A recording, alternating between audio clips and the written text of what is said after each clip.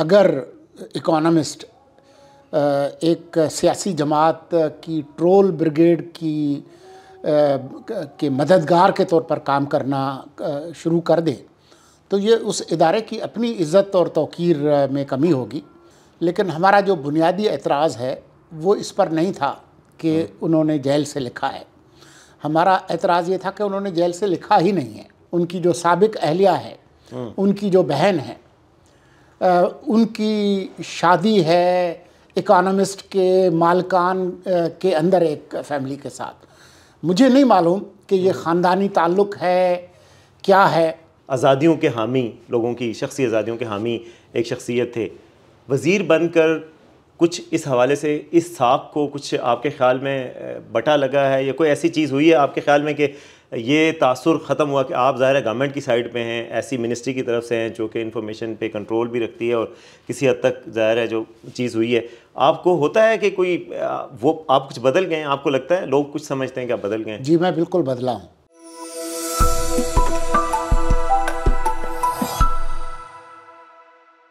अस्सलाम वालेकुम, we exclusive के साथ मैं हूं वसीम अब्बासी। आज हमारे मेहमान हैं साबिक सहाफ़ी, सीनियर सहाफ़ी और मौजूदा निगरान वज़ीर इत्तलाआत मुर्तज़ा सोलंकी साहब। मुर्तज़ा सोलंकी साहब, बहुत बहुत शुक्रिया वी न्यूज़ के लिए वक्त देने का। आपकी ट्रांजिशन हुई है एक सहाफ़ी से एक वज़ीर इत्तलाआत तक, तो कैसी लगी आप? मैंने ज़िंदगी भर मुख्तलिफ़ तरह के काम किए हैं, तो ये एक नया काम था वो कर रहे हैं। तो मुझे एक रोल से दूसरे रोल में जाते हुए कोई ज़्यादा मुश्किल नहीं हुई। और मैंने क्योंकि थिएटर में काम किया है तो उसमें मुख्तलिफ़ वक्तों पे आपको मुख्तलिफ़ रोल करने पड़ते हैं, तो ये एक नया रोल है। तो ये आप असल हैं या एक्टिंग कर रहे हैं? मैं हर वक्त एक्टिंग कर रहा होता हूँ। एक्ट वही होता है जो कि आप उस वक्त कर रहे होते हैं, लेकिन हर एक्ट जो है वो संजीदगी के साथ और कमिटमेंट के साथ करना पड़ता है। ज़बरदस्त। अच्छा, ये बताइए कि आपने रेडियो पाकिस्तान में गए तो आपके मैं देख रहा था वहाँ पे काफ़ी यादगारें छोड़ के आए हैं, काफ़ी डेवलपमेंट का काम किया था। मिनिस्ट्री में आए हैं, रेडियो भी आपके अंडर है, टीवी भी आपके अंडर है, कोई ऐसी तब्दीलियाँ लाए हैं जो अपने दौर में? मेरे ख़्याल में जो निगरान वज़ीर है और निगरान हुकूमत है उसका जो अख्तियार है और वक्त दोनों बहुत महदूद हैं। तो ये तो हो सकता है कि मैं अपना काम मुख्तलिफ़ तरीके से करूं जो मेरी इस्तिताअत है, लेकिन अगर आप ये कहें कि निगरान वज़ीर इत्तलाआत कोई बहुत बड़ी तब्दीली ला सकता है तो वो हकीकत पसंदाना बात नहीं होगी। यानी लेकिन कोई मतलब टीवी में, रेडियो में कोई ऐसा काम जो गुज़श्ता यानी 4-5 माह में, आपका 6 माह का टेन्योर है, तो कोई ऐसे काम जिन पर आपको फ़ख्र हो कि आपके दौर में ये अच्छा रहा? मैं चाहूँगा कि ये जब वक्त ख़त्म हो तो उस वक्त मैं बता सकूं, लेकिन कोशिश हमने की है कि जो प्रोफेशनल तरीके से रेडियो पीटीवी के काम जो है वो चलें। ख़ास तौर पर जो ख़बरें और जो हालात हाज़रा के प्रोग्राम हैं उसमें जो एक एडिटोरियल जो एक न्यूट्रलिटी है सियासी क़ुव्वतों के दरमियान, वो हमने बरकरार रखने की कोशिश की है। हमने तकरीबन तमाम जो रजिस्टर्ड सियासी जमातें हैं उनको बराबर नुमाइंदगी देने की कोशिश की है। इलेक्शन के दौरान तो ये ख़ास तौर पे आपकी ज़िम्मेदारी है कि न्यूट्रलिटी रखें और ख़ास तौर पे विजिबिलिटी तमाम सियासी जमातों को मिले, तो आपके ख़्याल में पीटीआई को भी इतनी नुमाइंदगी मिल रही है? तमाम रजिस्टर्ड सियासी जमातों को हम एक मुतनासिब जो एक नुमाइंदगी है वो देने की कोशिश कर रहे हैं और ये कोशिश हम जारी रखेंगे। अच्छा, एक दौर था कि जब निगरान हुकूमत ने आके एक डिबेट का भी सिलसिला शुरू करवाया था, सारे कैंडिडेट्स को, मेजर को बुलाते थे और उनसे भी बात करते थे, इंटरव्यूज़। आपके भी कोई ऐसे प्लान्स हैं? जी, ये हमारे मंसूबों में शामिल है। न सिर्फ ये बल्कि ये भी कि जो जितनी भी अहम सियासी जमातें हैं पीटीआई समेत, उनके जो सरबराहान हैं उनके इंटरव्यूज़ हमारी जो इलेक्शन कवरेज है उसका हिस्सा होंगे। अच्छा, उसका हिस्सा होंगे। और नताइज का भी उसी तरीके से इलेक्शन सेल कायम किया गया जो पीटीवी में होता था हमेशा? जी, उसी तरह से। और इस दफ़ा कोशिश करेंगे कि जो पिछली जो कवरेज है उससे बेहतर करें। अच्छा, ज़बरदस्त। अच्छा, ये बताइए कि ये इकोनॉमिस्ट के हवाले से जो कंट्रोवर्सी हुई है पिछले दिनों, उस पर आप लोगों ने उनको ख़त लिख दिया है? जी, ख़त तैयार है, लेकिन उसकी ज़रा नोक पलक संवार रहे हैं, लेकिन उसको भेजेंगे ज़रूर, जैसा कि हमने वादा किया। अच्छा, भेजेंगे। और इसके अलावा ये भी कोई सामने आ रहा था कि इकोनॉमिस्ट को सू करने का गवर्नमेंट सोचे, या जो एलिगेशंस लेवल किए गए हैं इमरान खान साहब की तरफ से अपने आर्टिकल में, तो उनके हवाले से ब्रिटिश कोर्ट्स तो ज़ाहिर है काफ़ी बेहतर होती हैं पाकिस्तानी कोर्ट से लाइबल केसेस में, तो वो भी कोई चांसेस हैं, इम्कानात है, गवर्नमेंट कंसीडर कर रही है? कोई भी इम्कान उसको आप खारिज इम्कान तो करार नहीं दे सकते, लेकिन आज जब हम गुफ्तगू कर रहे हैं, हमने अभी तक ऐसा कोई फ़ैसला नहीं किया। अच्छा, ऐसा फैसला नहीं। अच्छा, इकोनॉमिस्ट पे जब आपकी ट्वीट आई है उसके बाद से वो रोज़ ही तकरीबन उसको शेयर करना शुरू हो गए, बाकायदा उसको कुछ लोग कहते थे ट्रॉल कर रहे हैं बाकायदा, तो आपको कभी रिग्रेट हुआ कि आप ना ही ट्वीट करते और ये चलते, आप एक आर्टिकल था छप जाता और ख़त्म हो जाता? नहीं, मुझे कोई पशेमानी नहीं है इस चीज़ की। हमने जो दुरुस्त समझा वो हमने किया। अगर इकोनॉमिस्ट एक सियासी जमात की ट्रोल ब्रिगेड की के मददगार के तौर पर काम करना शुरू कर दे, तो ये उस इदारे की अपनी इज़्ज़त और तौक़ीर में कमी होगी। मैं नहीं समझता कि दुनिया का कोई भी बड़ा जरीदा या मीडिया आउटलेट ये चाहेगा कि उसकी जो गैर जानिबदारी है उस पर हरफ आए और दुनिया को ऐसा लगे कि वो एक ख़ास सियासी जमात के ट्रोल ब्रिगेड के तौर पर काम कर रहा है। तो ये उनका अपना नुकसान है, हमारा कोई नुकसान नहीं। तो आपके ख्याल में वो ट्रोल ब्रिगेड के तौर पे काम कर रहे हैं सियासी जमात के? मेरे ख्याल में जो जिस तरीके से उन्होंने एक्ट किया है उससे लगता ऐसा है कि वो पीटीआई की जो ट्रोल ब्रिगेड है उनकी एक तरह से सहूलतकार बनने की उन्होंने कोशिश की है। अच्छा, ये बताइए, वैसे आपके ख्याल में जेल के अंदर से आर्टिकल लिखना एक गलत है, या छापना उसका किसी जेल के लीडर के? जेल में तो लोगों ने किताबें भी लिखी हैं, यूसुफ रज़ा गिलानी साहब ने लिखी थी, चाहे यूसुफ से सदा, और भी कई लीडरों ने लिखी हैं, भुट्टो साहब ने भी शायद लिखी है, तो यानी जेल से लिखना गलत है या छपना गलत है? देखें, जेल का जो मैनुअल है उसके हिसाब से जिन संगीन मुकदमात का सामना है साबिक चेयरमैन पीटीआई और साबिक वज़ीर आज़म को, शायद कानूनी तौर पर उनको ये सहूलत मौजूद नहीं है, लेकिन हमारा जो बुनियादी एतराज़ है वो इस पर नहीं था कि उन्होंने जेल से लिखा है। हमारा एतराज़ ये था कि उन्होंने जेल से लिखा ही नहीं है। हमारी जो तनकीद है वो ये है कि ये मज़मून उन्होंने नहीं लिखा, और एक तरह से उसकी उन्होंने ख़ुद भी तस्दीक की जब उन्होंने कहा कि जी आजकल तो आर्टिफिशियल इंटेलिजेंस भी होती है, तो फ़लाँ है, कभी कहते हैं कि हमने डिक्टेट करवाया। जो मौजूदा आर्टिफिशियल इंटेलिजेंस भी तो तरदीद कर दी कि वो नहीं कहा उन्होंने, अलबत्ता उन्होंने ये कहा था कि मैंने डिक्टेट करवाया। डिक्टेट भी तो हो सकता है ना। आर्टिफिशियल इंटेलिजेंस का जो वो किसी और रेफरेंस से उन्होंने कहा वो तकरीर जो मैं अगली करूँगा वो आर्टिफिशियल इंटेलिजेंस के ज़रिए लोगों तक पहुँचाई जाएगी, लेकिन आर्टिकल के हवाले से उन्होंने कहा मैंने डिक्टेट करवाया। आर्टिफिशियल इंटेलिजेंस के हवाले से सबसे पहले जो जिक्र किया वो मौजूदा चेयरमैन पीटीआई बैरिस्टर गौहर ने किया, हमने नहीं किया। फिर यही बात उनकी जो बहन है अलीमा खान, जो उन्होंने भी कहा कि जी आजकल गूगल है वगैरह है, बस सिर्फ गूगल ने उनको ये नहीं बताया कि मैं लिखने पढ़ने का काम करता हूँ, क्योंकि उन्होंने एक सवाल के जवाब में ये फरमाया कि जी सोलंकी साहब ने कभी कुछ लिखा हो तो उनको पता हो। तो अगर वो जिस गूगल का उन्होंने ज़िक्र किया वो कर लें, और अगर उनको अपनी जो मौजूदा जो भाभी हैं उनसे झगड़े फसाद से फ़ुर्सत हो तो वो अगर पढ़ लें तो बेहतर होगा। लेकिन ख़ुद उन्होंने ये गूगल का और आर्टिफिशियल इंटेलिजेंस का उसका ज़िक्र उन्होंने सब ने किया है, तो 3 दफ़ा इसका ज़िक्र आया है। मैं नहीं समझता कि आर्टिफिशियल इंटेलिजेंस ख़ुद ब खुद कोई चीज़ बना देती है, उसके लिए भी किसी इंसान का होना ज़रूरी है। जो कोई चीज़ आप वो करते हैं, प्रॉम्प्ट देते हैं, तो फिर होता है ना। तो हमारी मालूमात के मुताबिक अगर आर्टिफिशियल इंटेलिजेंस भी इस्तेमाल हुई है तो वो खान साहब ने नहीं की, ये किसी और ने की है। बाहर से की है, चाहे वो मुल्क के अंदर से हो या मुल्क के बाहर से हो, ये मुझे नहीं मालूम, क्योंकि जो साबिक चेयरमैन पीटीआई है उनके ख़ानदानी ताल्लुकात इस मुल्क के अंदर भी हैं, मुल्क से बाहर भी हैं। उनकी जो साबिक अहलिया है, उनकी जो बहन है, उनकी शादी है इकोनॉमिस्ट के मालकान के अंदर एक फैमिली के साथ। मुझे नहीं मालूम कि ये ख़ानदानी ताल्लुक़ है क्या है। मेरे ख़्याल में खुर्रम हुसैन ने बहुत अच्छा सवाल उठाया कि अगर ट्रंप साहब जो है आज ये कहें कि 6 जनवरी का जो है वो ड्रामा था, आज भी 25% अमेरिकी समझते हैं कि जो 6 जनवरी का हमला है वो FBI ने ख़ुद कराया, जबकि तमाम तर सबूत मौजूद हैं।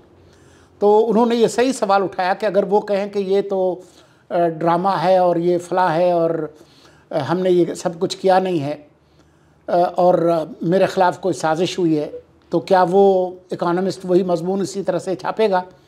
हम ख़ुद भी उसका इंतज़ार कर रहे हैं, क्योंकि खुर्रम हुसैन बड़े सहाफ़ी हैं, अभी तक उसका जवाब इकोनॉमिस्ट ने दिया नहीं है।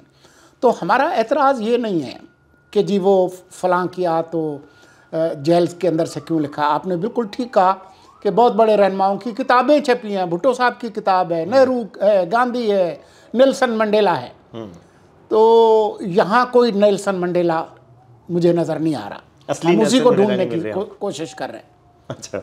अच्छा, एक आपने 9 मई का जिक्र कर दिया है, तो 9 मई के हवाले से एक कमेटी रिकन्स्टिट्यूट की गई है बिल्कुल हाल ही में, जबकि इलेक्शन का शेड्यूल भी अनाउंस हो चुका है। तो इसके एक समझ लोगों को नहीं है, 9 मई तो बहुत पहले गुजर चुका है, आप भी उसके मेंबर हैं।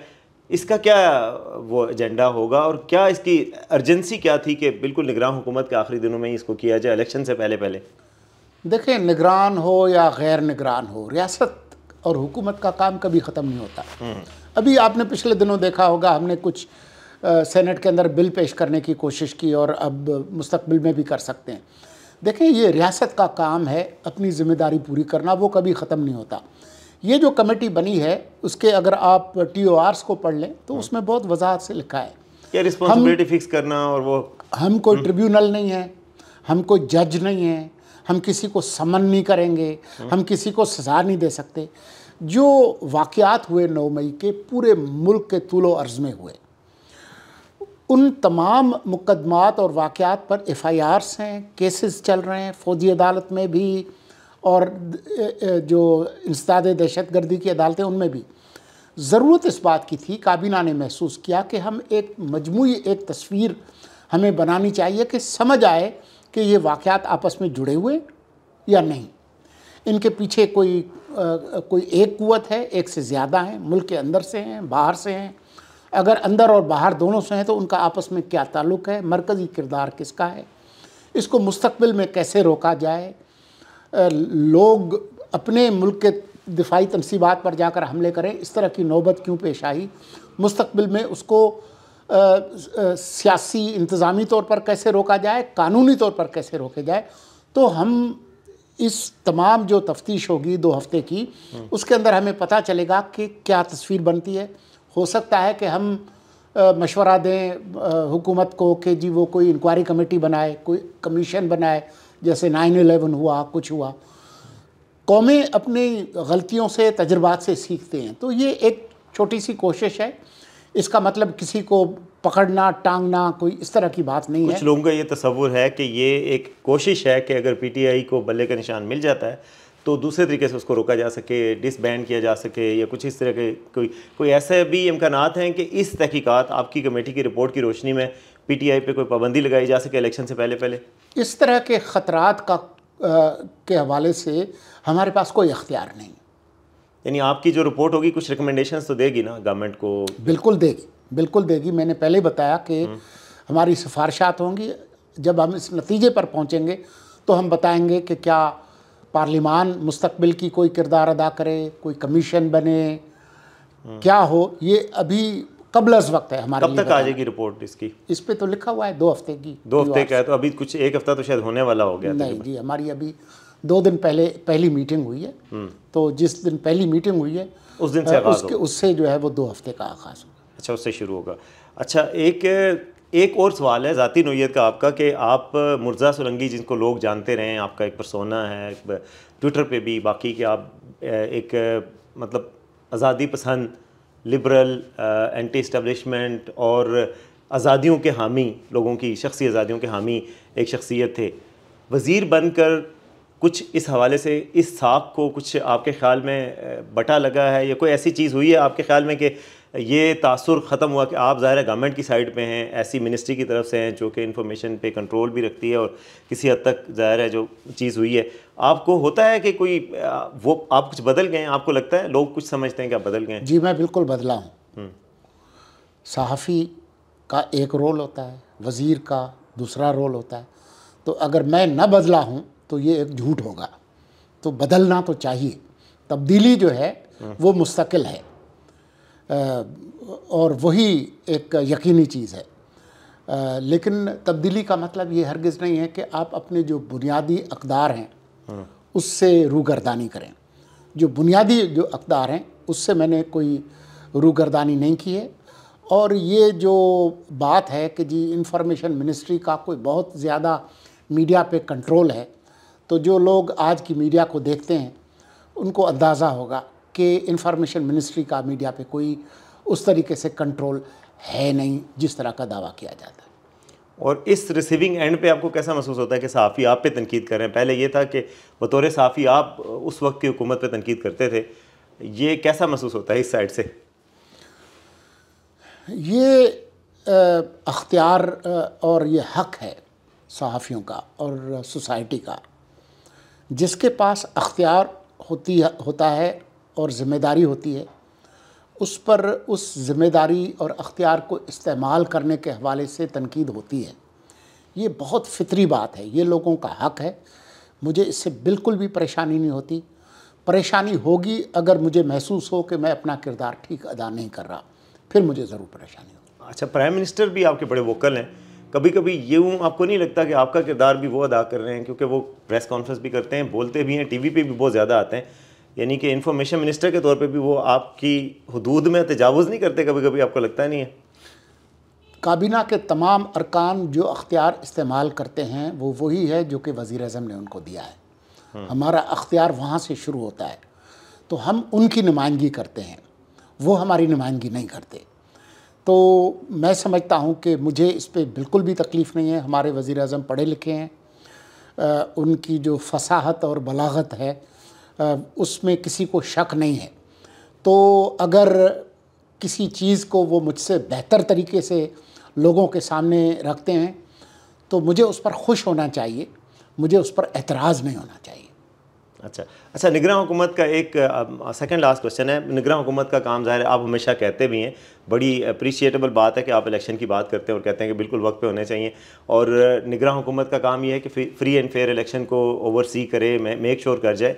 तो आपके ख्याल में लेवल प्लेइंग फील्ड PTI को मिल रही है? मेरे ख्याल में तमाम जमातों को लेवल प्लेइंग फील्ड मिल रही है। ये अलग बात है कि तकरीबन तमाम जमातें इसकी शिकायत भी कर रही हैं। सबसे ज़्यादा PTI की तरफ से आ रही है। नून लीग भी कर रही है। नून लीग शिकायत कर रही है कि सिंध के अंदर जो है वो हमें लेवल प्लेइंग फील्ड नहीं है।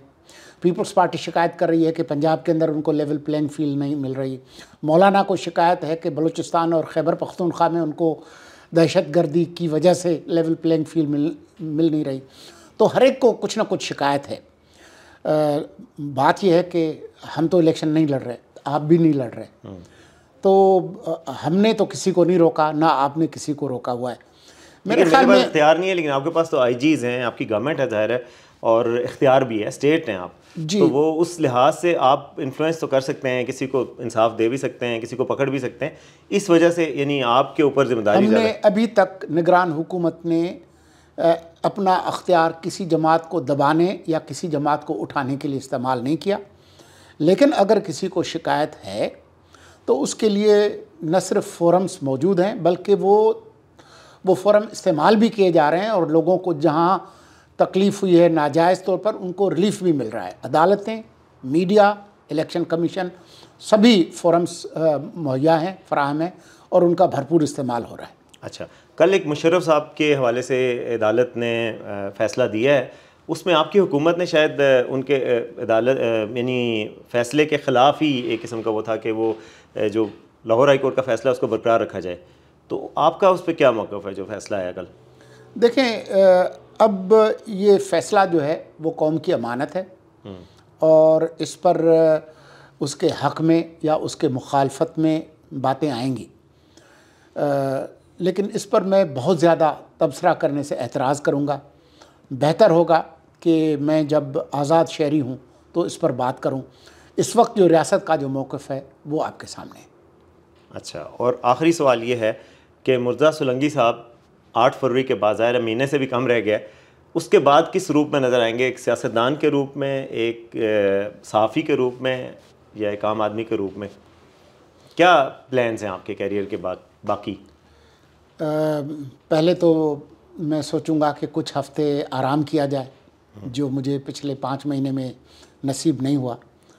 और मैं आपको एक सिंधी की कहावत सुनाऊंगा जिसका तर्जुमा कुछ इस तरह से है कि तालाब तक पहुंचने से पहले कपड़े नहीं उतारने चाहिए। तो जब तालाब आएगा तो उस वक्त देखेंगे। लेकिन विजनरी लीडर सोचते तो हैं ना अपने फ्यूचर के बारे में। मैं विजनरी लीडर नहीं हूँ, मैं एक बड़ा गरीब सा माड़ा सा आदमी हूँ और मेरे जो विज़न है वो कोई इतनी लंबी चौड़ी नहीं है जितना कि लोगों को वहम है कि है। बहुत शुक्रिया जनाब।